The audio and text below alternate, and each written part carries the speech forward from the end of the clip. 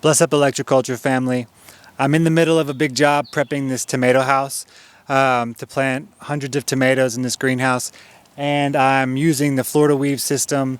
So I'm putting up my T-posts that will go every 5 feet in these rows, and I thought it might be helpful for those of you who already have electroculture ground lines running through greenhouses, or even in a field where you're going to install T-post, or infrastructure where you're driving down into the soil and you're concerned about your ground lines that you can't see.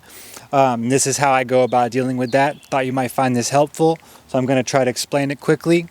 At the base of this antenna, you'll see the insulator where the ground wire will be coming from the antenna. So if you can't kind of already see the natural line where it's going to head, you simply use your compass.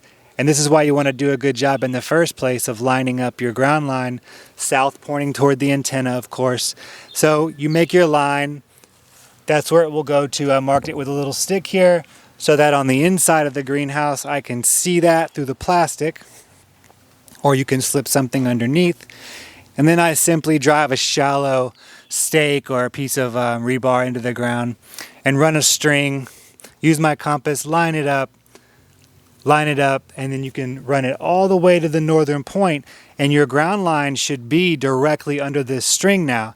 So when you're laying out these T-posts and driving them deep into the ground, you don't have to worry that it might hit them. If you need to adjust it, an inch or two over, that's no big deal. At least you're missing your ground line. So I'm going to have another section in the middle here, but before I installed that, I wanted to show it's going to run through all the way to the northern end, and this line is basically just right above your ground line.